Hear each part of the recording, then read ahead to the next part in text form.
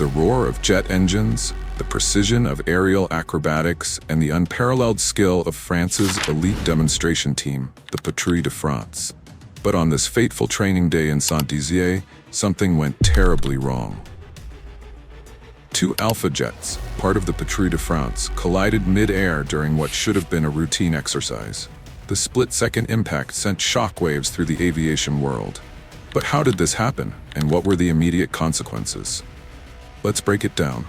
On 25th of March, the Patrouille de France was conducting an aerial training session in Saint-Dizier, the crucial preparation for their upcoming performances. These pilots are among the best in the world, trained for extreme precision. Yet, in a moment of miscalculation or mechanical failure, two Alpha jets made contact in mid-air.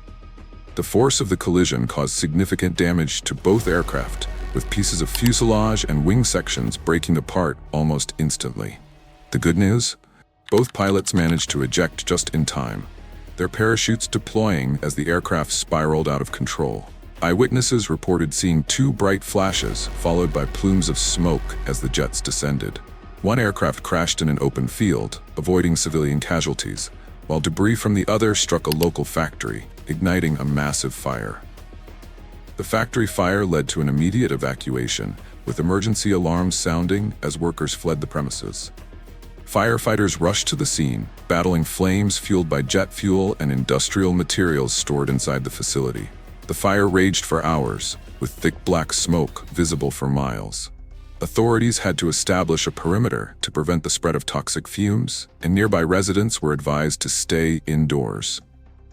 Reports suggest that despite the dramatic visuals, casualties were miraculously avoided. However, the economic toll on the factory and local businesses could be severe. Investigators are now assessing the extent of the damage and whether compensation will be required for affected businesses.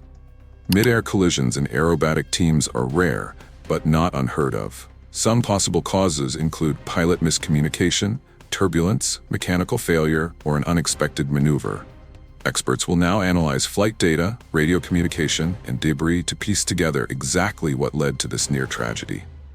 Did one of the pilots miscalculate their flight path? Did an unexpected gust of wind destabilize the formation?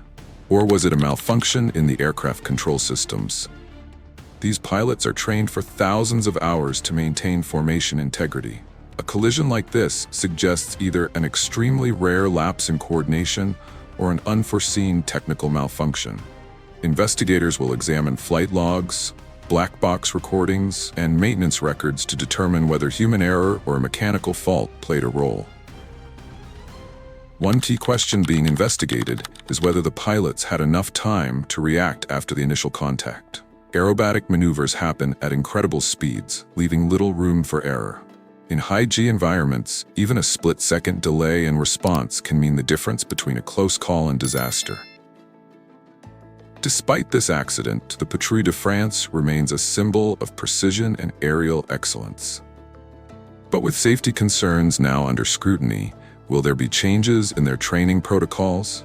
Will upcoming shows be canceled? Aviation enthusiasts worldwide are eager to know what's next for France's elite flying team.